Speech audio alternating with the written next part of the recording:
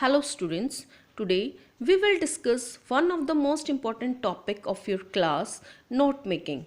Note making is an advanced writing skill which is acquiring increasing importance due to the knowledge explosion. There is a need to remember at least the main points of any given subject. Making notes is a complex activity which combines several skills. Note making is useful as it saves time, energy, and the space at the working place while attending a lecture at school or in a college, in a meeting, etc. It enhances the confidence to revise the topic whenever we want. Students, note making basically involves noting the main points of whatever is read or heard, as one cannot be expected to remember all that one has read.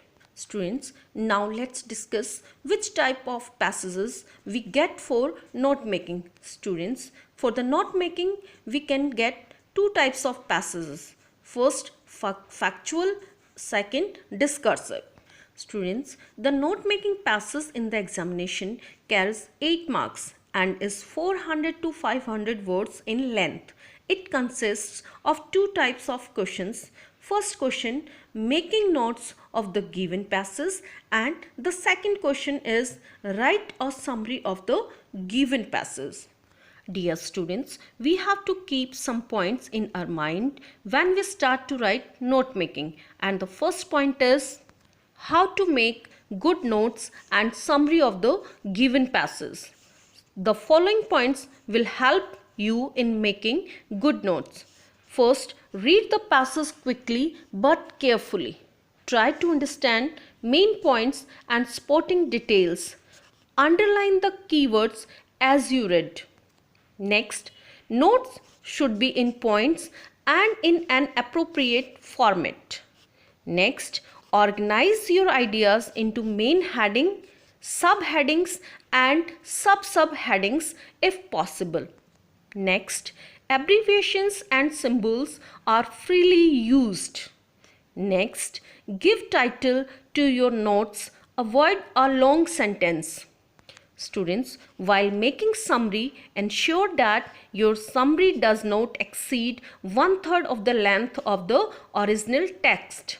The summary should contain only the main ideas and the spotting details, because refer back to the original to ensure that your summary is a true reflection of the writer's ideas.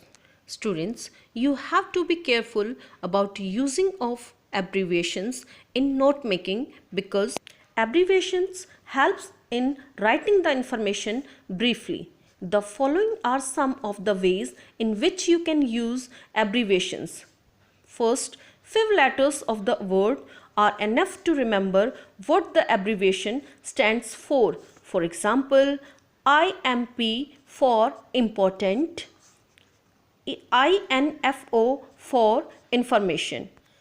Another method, remove all or most of the vowels from the word and use just the key consonants bunched together. For example, MKT for market, DVPT for development. Students, we also can use standard abbreviations and symbols as far as possible. For example, capitalize the first letters of the names of state, country or organization. For example, UP, USA, etc. We also can use common abbreviations. For example, SC for science, MR for Mr., DR for doctor. We also can use common symbols such as E.G, for example, plus VE for positive, minus VE for negative. Students, we can also use measurements and figures for abbreviations.